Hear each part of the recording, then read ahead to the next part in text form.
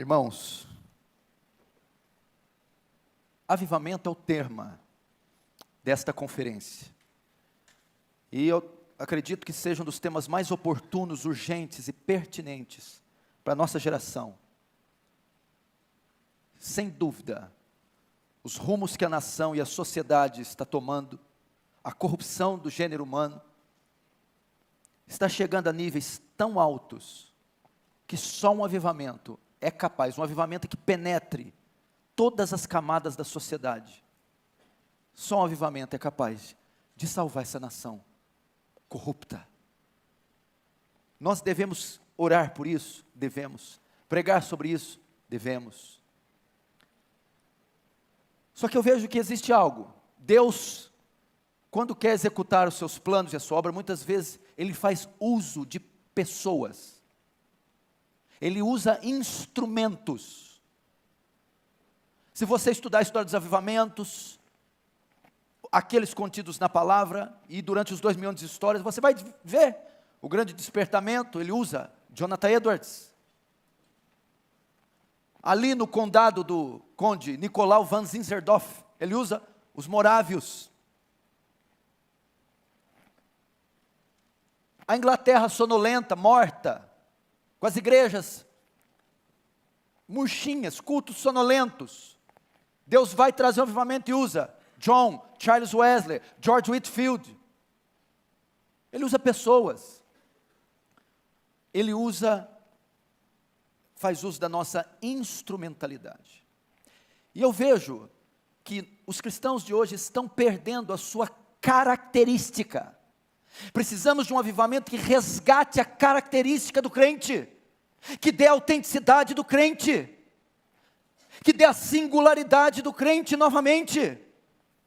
Cada dia que passa estamos mais parecidos com o mundo, não há distinção em nós, estamos nos moldando à sociedade, à cultura e à mente depravada e caída do homem. Um avivamento que resgate o perfil do verdadeiro crente, e é disso que vai tratar o meu sermão. Resgatar o perfil do verdadeiro crente, sua singularidade, um avivamento que resgate isso, e você vai ver no decorrer da mensagem o que eu estou querendo dizer. O texto que eu abri está contido no Sermão do Monte, é o maior sermão já pregado, maior sermão de todos os tempos, o Sermão do Monte, pregado pelo maior pregador que já existiu, o Senhor Jesus. No que consiste o Sermão do Monte? O reino de Deus havia chegado, junto com o reino, o seu rei havia chegado. Agora é a vez da constituição do reino, a lei do reino, o programa de governo com o reino. O Sermão do Monte é a constituição do reino de Deus, a lei do reino de Deus. Ele descreve o elevado padrão que o súdito do reino deve andar. Mateus capítulo 3, João Batista chama ao arrependimento as pessoas. Arrependei-vos. Metanoia. O Sermão do Monte descreve o perfil daquele que passou por metanoia, aquele que se converteu, se regenerou, agora ele se integra no reino, se torna súdito do reino, e agora é dado a ele uma constituição para ele seguir. O Sermão do Monte nada mais é o elevado padrão em que o povo de Deus deve andar. E como ele inicia o sermão? Com as bem-aventuranças. São 8. Bem-aventurados os pobres de espírito, porque deles é o reino dos céus. Bem-aventurados os mansos, porque darão a terra. Bem-aventurados os que choram, porque serão consolados. Bem-aventurados os que têm fome e sede de justiça, porque serão fartos. Bem-aventurados os pacificadores, porque serão chamados filhos de Deus, e assim por diante. O que são as bem-aventuranças? As bem-aventuranças são características daqueles que passaram por metanoia. Passaram por metanoia, receberam essas características e agora estão ingressando no reino de Deus. As bem-aventuranças traçam o perfil do verdadeiro crente. O que são as bem-aventuranças? As características do verdadeiro salvo, convertido. Isso é as bem-aventuranças. Você quer saber se você é salvo ou não? Olhe para as bem-aventuranças. Você quer saber se você é verdadeiramente convertido ou não? Veja as bem-aventuranças. As bem-aventuranças também servem como um teste para a nossa conversão. Características. Quais quais tipos de crentes deve ter? Bom, eu tenho pelo menos 3 das 8. O outro diz, eu tenho 2. E elas são para alguma classe de crentes. Tem crentes superiores que possuem, outros não. Não. Todos os crentes devem possuir todas as bem-aventuranças. Todas as categorias de crentes, o forte, o fraco, o novo convertido, o ancião, todos devem possuir 1, 2, 3, não. Todas. Todos os crentes devem possuir todas as bem-aventuranças. Então, do verso 3 ao 12, a exposição do sermão consiste em Cristo delinear o caráter do verdadeiro crente. E ele termina com a última bem-aventurança: bem-aventurados perseguidos pela justiça. O que é isso? A 8ª bem-aventurança é fruto de possuir as demais, fruto de possuir as 7. Por possuir as 7, por ser pobre de espírito, manso, pacificador, quebrantado, chorar, então o mundo recebe isso com hostilidade. Então eu sou perseguido por possuir tais características. Aí vai uma pergunta: qual a última vez que você foi perseguido? Não é pela cunhada, o patrão, o marido, ou porque pagou a conta atrasada. É porque é justo, santo, reto, íntegro. Tal de perseguição está fora de moda, né? Aliás, Jesus falou algo: ai de vós quando todos falarem bem de vós. Tem ímpio falando bem demais de nós. Essa geração não sabe o que é perseguição. Ninguém nos odeia mais. Até o diabo está gostando muito da gente ultimamente. Somos inofensivos. Por que o mundo odia, repudia? Porque Jesus disse também: vós sois a luz. E quando a luz chega, ela expõe as trevas. É uma contracultura, a cultura do mundo. É um flagrante contra o pecado, então o mundo recebe com hostilidade. Agora no verso 13, que é o texto que eu abri, nós vamos entrar a uma nova sessão do Sermão do Monte. Primeiro, dos versos 1 a 3, vimos o que o crente é. As bem-aventuranças, qual o seu perfil singular. Agora do verso 13 em diante, vamos ver como ele manifesta na sociedade que vive o que ele é. Versos 1 a 13, o que o crente é, suas características. Verso 13 em diante, como ele manifesta o que ele é na sociedade que ele vive. Qual é a função do crente na sociedade que ele vive? E é isso que eu quero falar, é nisso que consiste o meu sermão.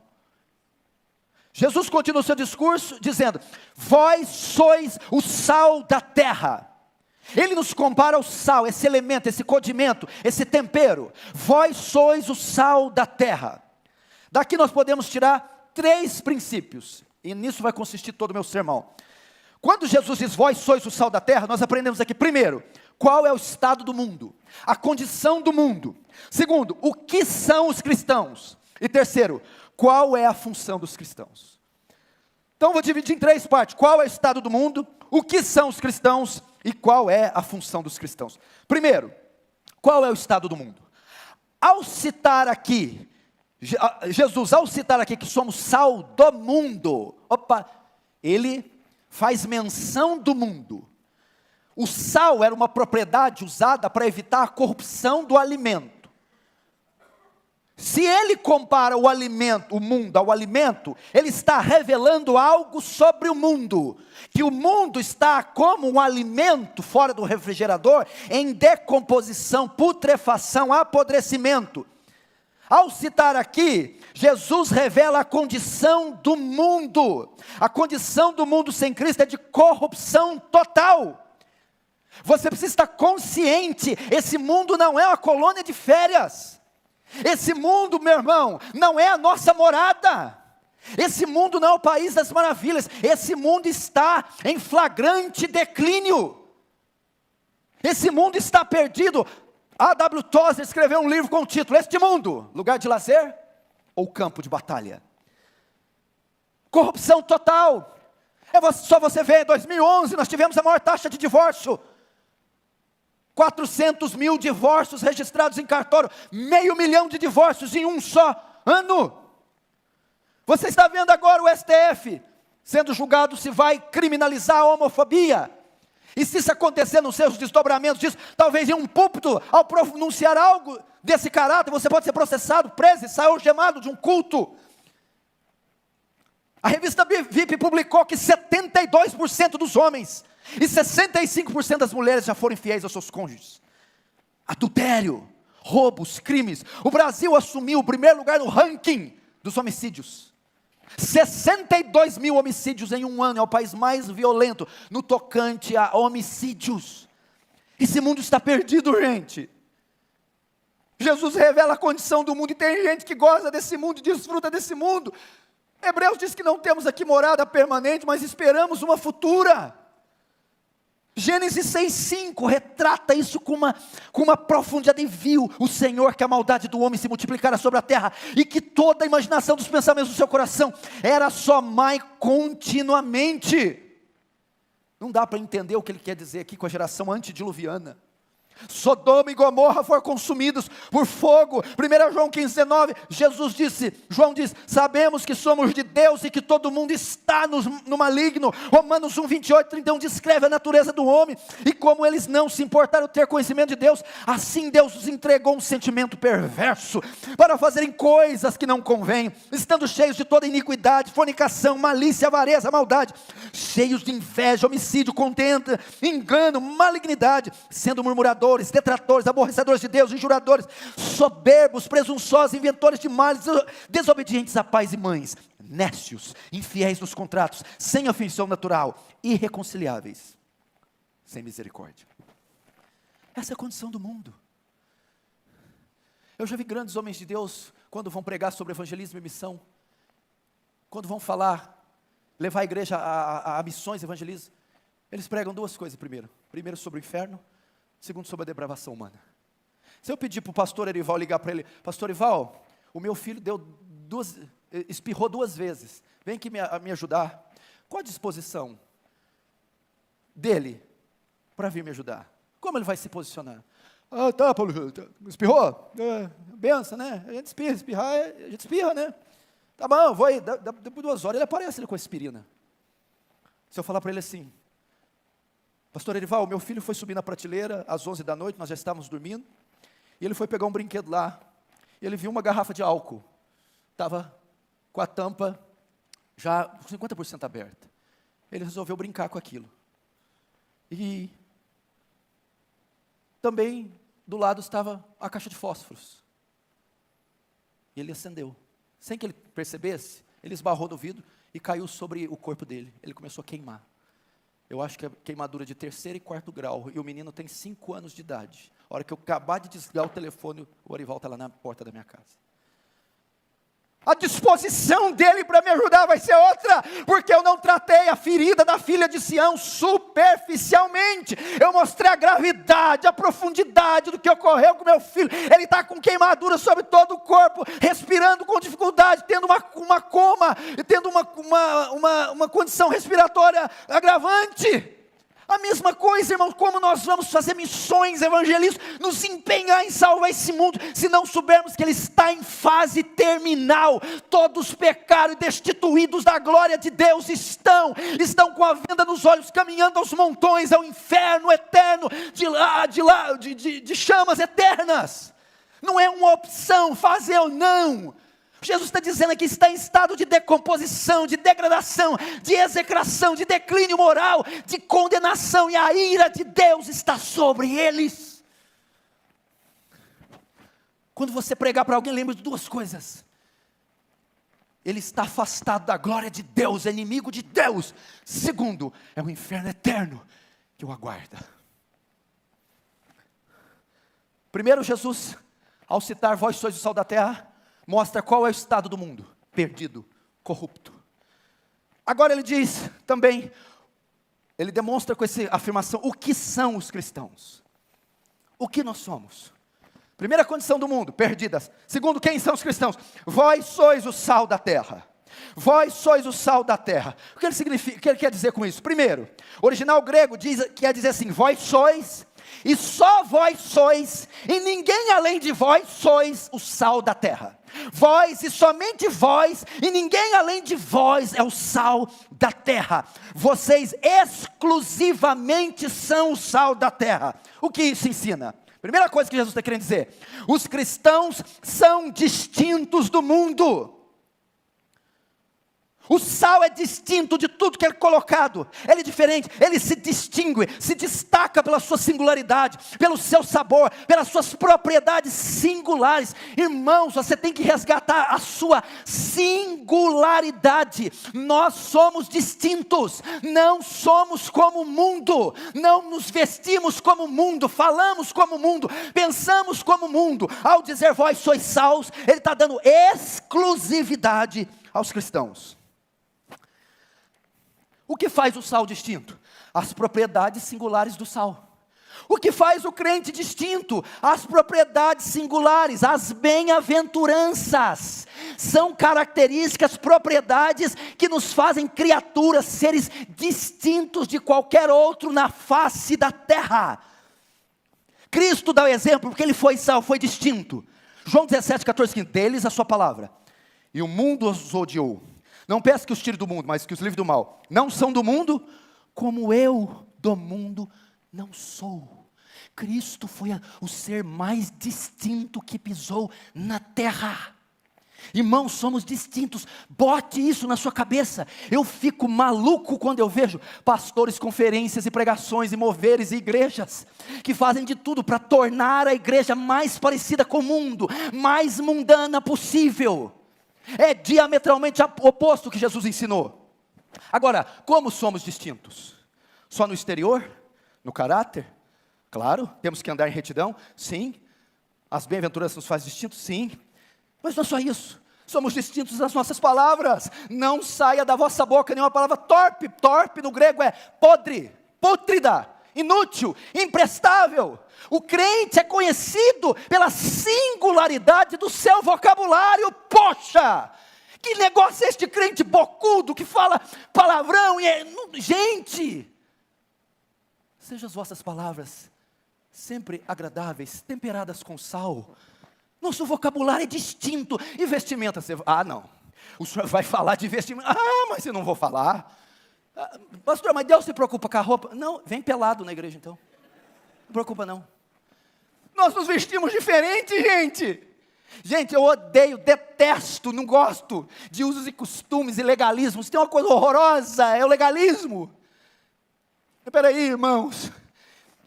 A Bíblia, veja só, ela não proíbe a beleza. Tem gente que acha que ser santo é ser feio.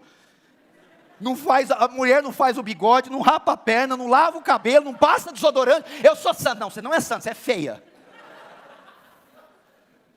Não confunde santidade com feiura, irmã. Agora, o que a Bíblia proíbe é a sensualidade. Pode ser bonita, fina, elegante, charmosa, mas sensual não. Guarda teu corpo para o teu marido e para o seu Salvador. Somos distintos sim. Nós nos trajamos de forma conservadora, modesta. Há textos no Antigo e no Novo Testamento que mostram isso. A nossa família, Richard Baxter, o grande pastor puritano do século XVIII, ele mudou a cidade dele inteira por causa do testemunho da família dele. As pessoas ficavam irritadas.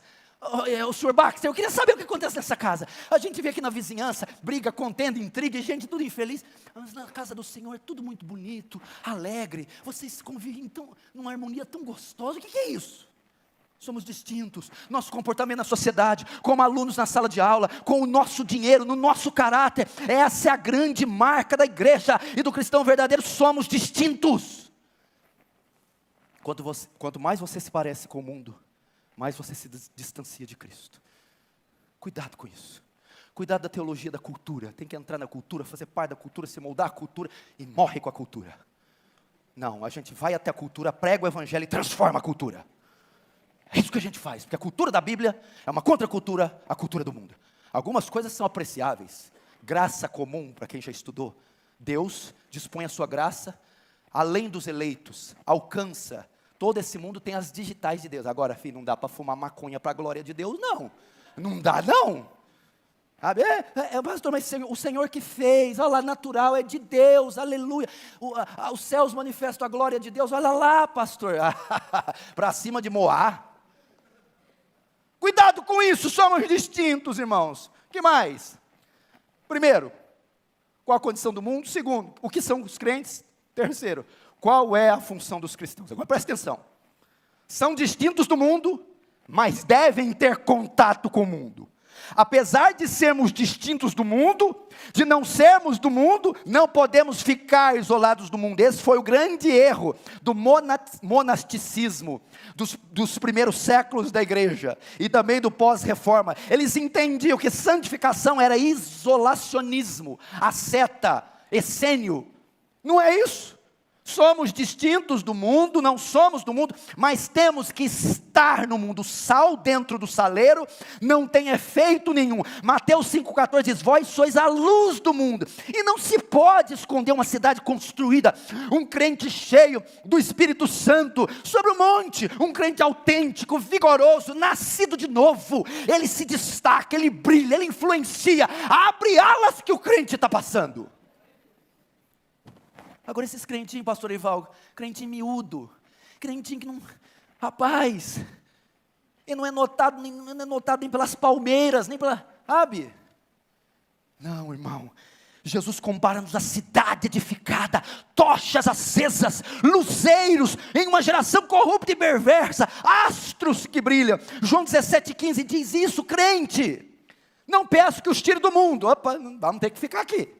Mas que os livre do mal, não vão sair daqui, vão estar nas grandes capitais, nas grandes metrópoles, nos valados, nas favelas, não sairão, mas os peço que livre-os do mal, da corrupção, não são do mundo, como eu também do mundo não sou, santifica-os na tua verdade, a tua palavra é verdade, assim como tu me enviaste no mundo, também eu os enviei ao mundo. Opa, o que Jesus está dizendo? Não os tire do mundo, mas envie-os, sal fora do saleiro, não são do mundo, mas devem estar no mundo.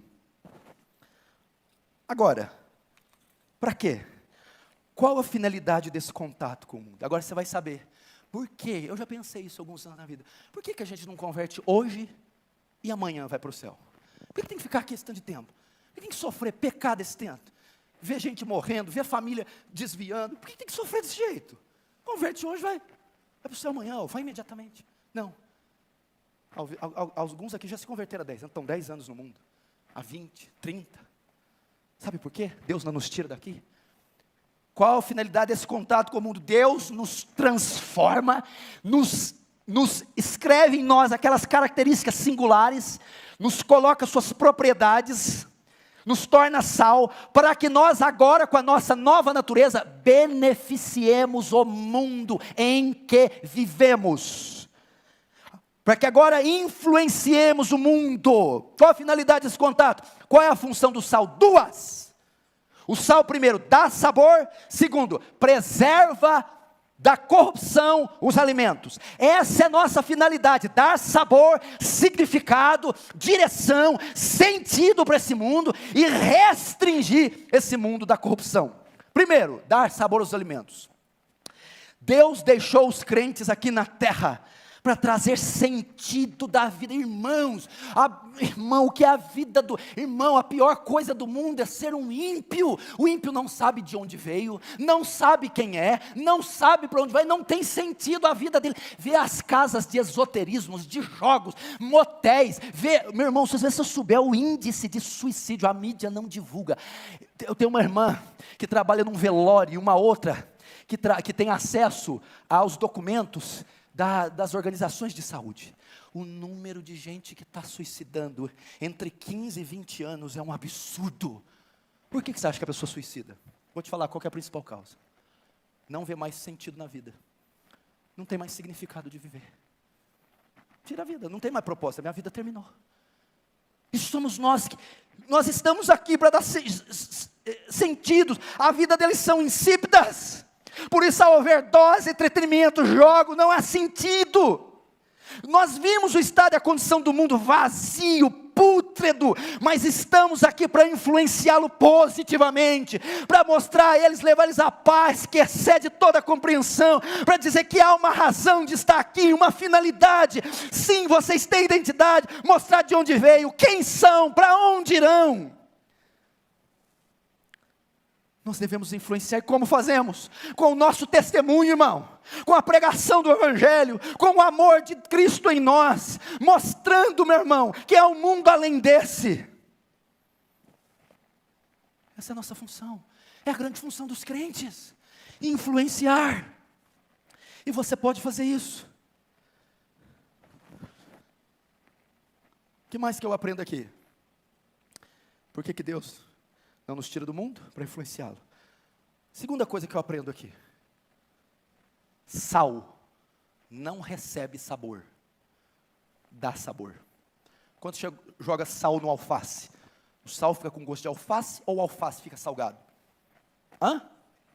Sal não recebe sabor, sal dá sabor.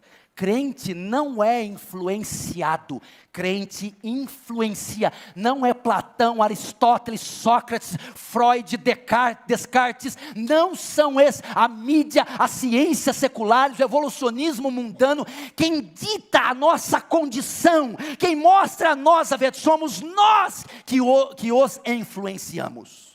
Que negócio é esse da moda caída, homossexual, influenciar a vestimenta dos homens? Que negócio da psicologia, que muitos dos postulados são diametralmente opostos com a Bíblia, mostrar como devemos educar nossos filhos, tratar nossos cônjuges? Que negócio é esse da malhação, moldar o estilo da nossa juventude? A amiga ímpia, o Facebook, as mídias sociais, não. Crente verdadeiro não é influenciado, influencia, impõe, dita, conduz, aponta. Se fôssemos crentes de verdade, poxa. Não recebe sabor. Agora, o tal do crente, pode fazer um sermão desse, crente Maria vai com as outras. É o crente Judas, é o crente Pedro, aí vai. O crente modinha.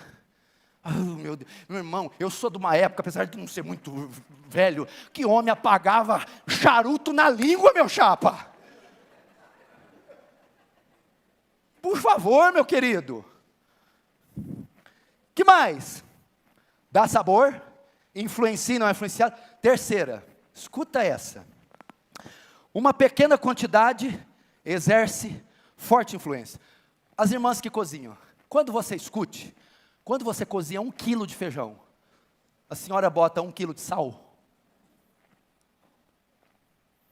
Ninguém bota 1 quilo de sal. Ok? Escuta. Vamos lá. Para 1 quilo de feijão, mais ou menos 2 colheres de sopa de sal, dependendo do...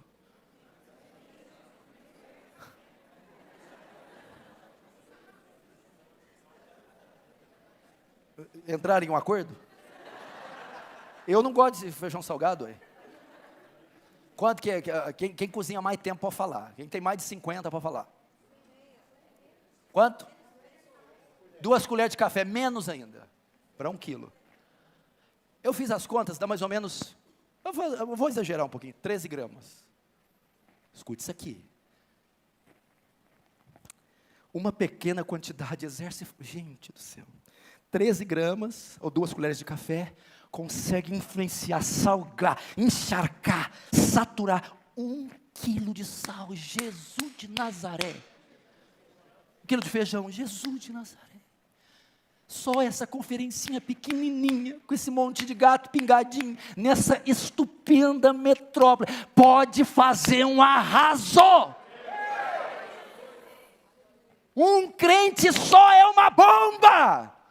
Uma bomba, você quer ver? John Knox, quando ele volta para a Escócia em 1749, irmãos, a religião oficial da Escócia era catolicismo romano. 1 ano depois, em 1750, com a presença dele no parlamento, na política, as orações de influência, o parlamento decreta agora que a religião oficial da Escócia é o protestantismo.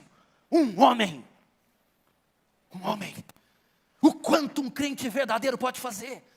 O que um João Batista fez, virou o tempo de pernas para o ar. O que um Paulo de Tarso fez, pegou a Ásia Menor inteira e botou de joelhos. Daniel 1:3-16.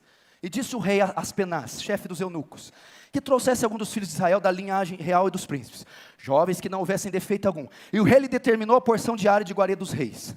Agora lá, entre eles se achava um dos filhos de Judá, Daniel, Hananias, Misael e Azarias. Daniel propôs no seu coração não comer. Agora vamos lá. O que aconteceu aqui? Daniel tinha aqui entre 12 e 16 anos. Tinha acabado de ser extraditado para a Babilônia.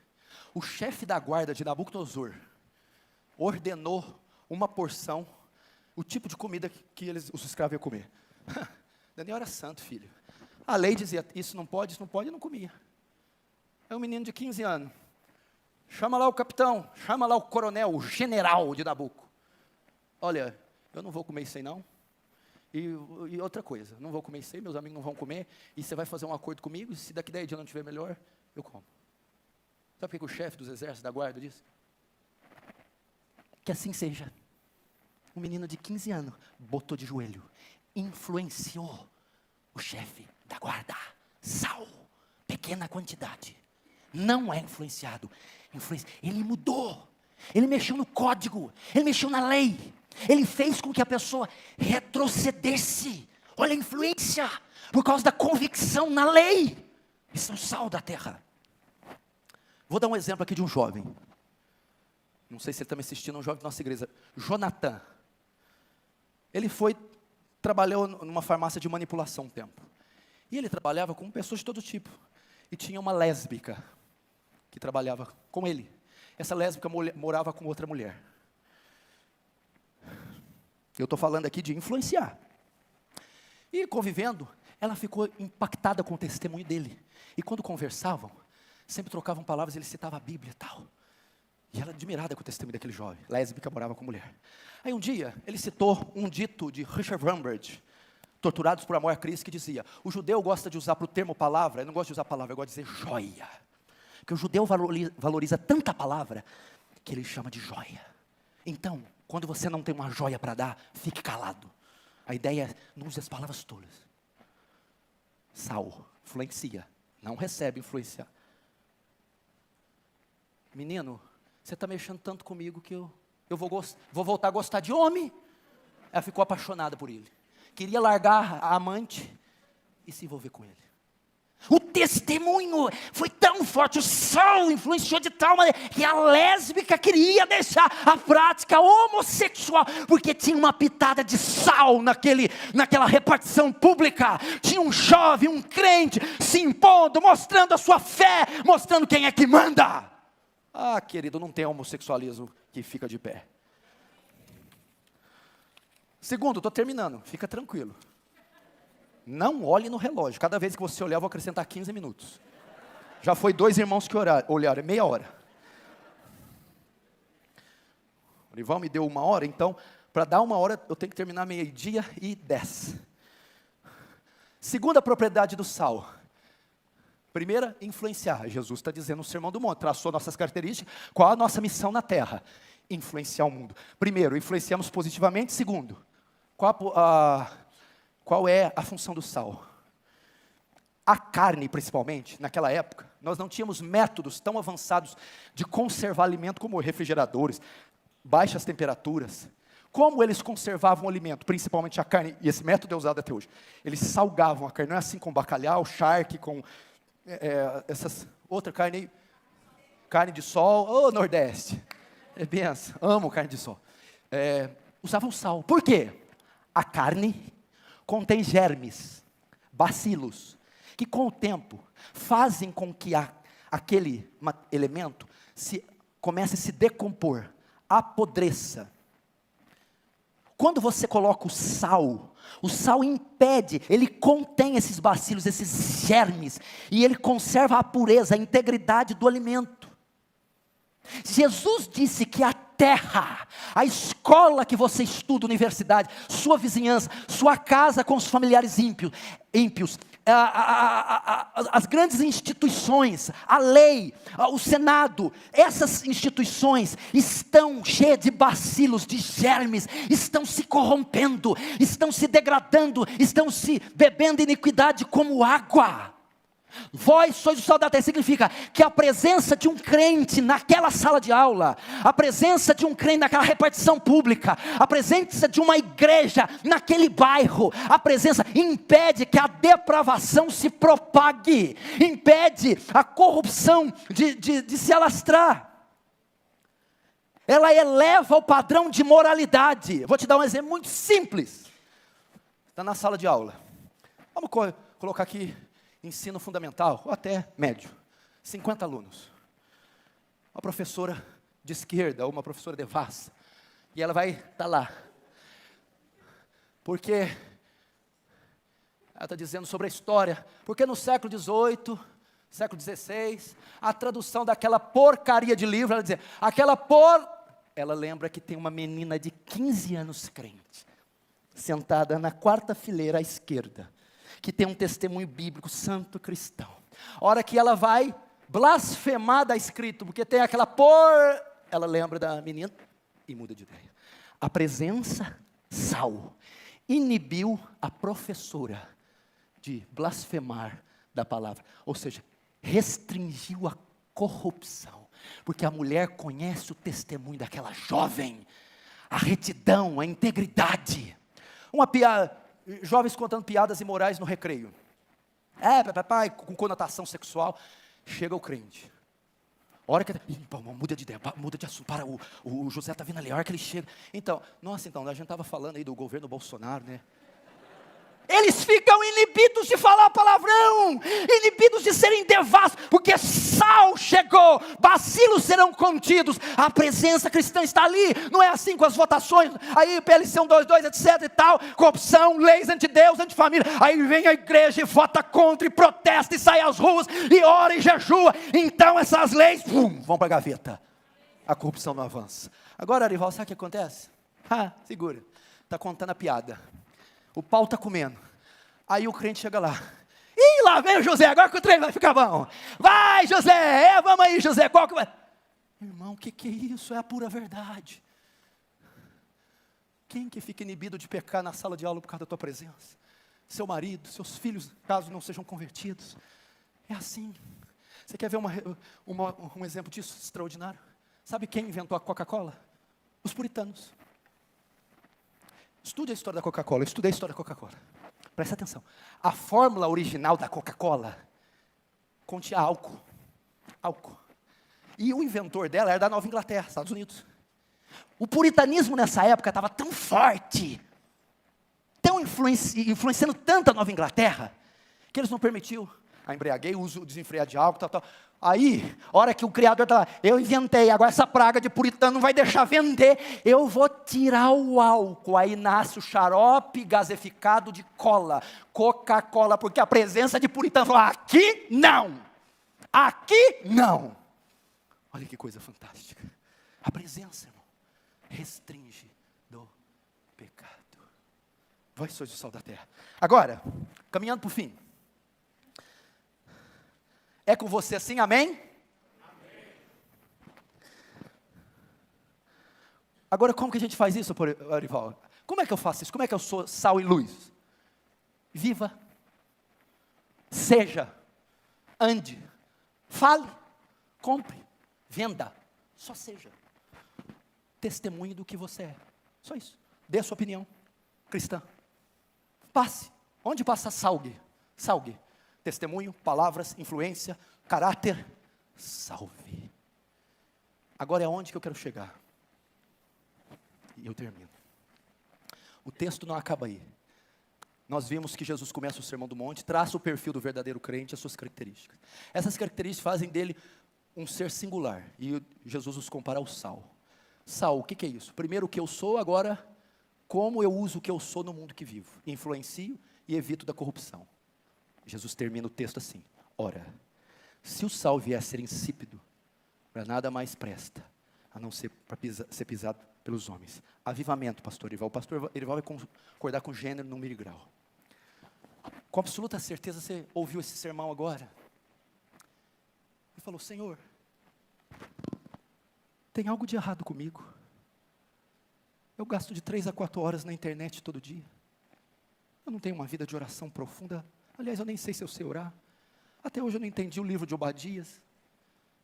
Nunca consegui passar além do Novo Testamento.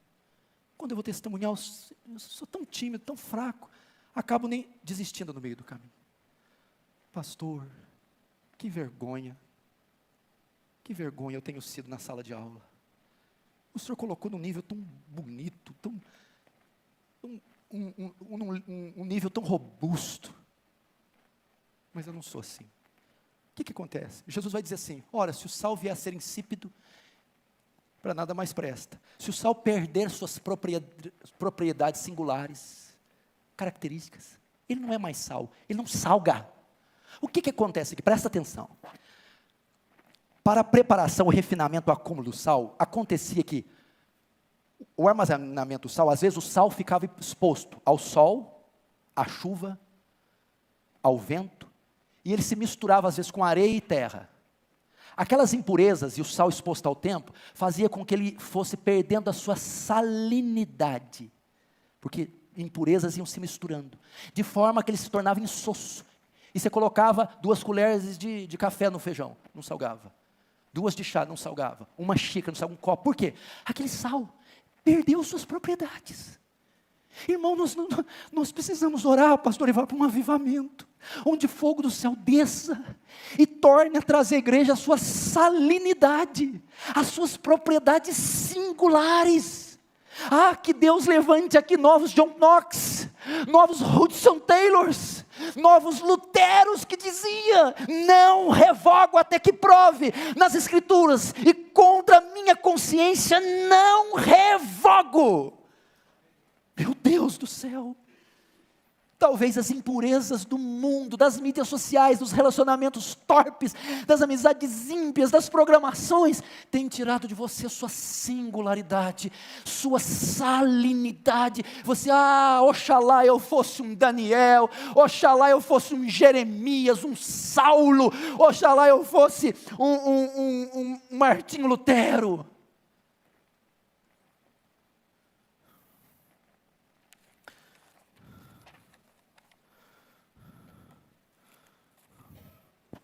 Irmãos, eu vou te dizer sem rodeios, a presbiteriana de Pinheiros, ela está fazendo muito bem esse papel. Esse pioinho desse homem está dando um trabalho para o inferno, e vai na raça no peito, amarra, repreende, solta, depois amarra de novo. Mas uma dorinha sozinha não faz verão, não é isso? Irmãos, 1 pode contra 1000, 2 pode contra 10.000, irmão. Vamos acordar, igreja. São Paulo está perdida. Veja os desdobramentos dessa cidade, gente. Gente, eu não estou falando de 10, de 100, de 1000, de 1 milhão. Um crente cheio, um crente santo, convicto, pode causar uma ruaça nessa cidade. Se você diz: eu não me identifiquei, então você vai orar: Senhor, eu quero um avivamento que resgate o meu perfil, minha singularidade, que me dê salinidade. Eu quero ser uma mulher influente, poderosa, convicta, um jovem, um ousado, valente.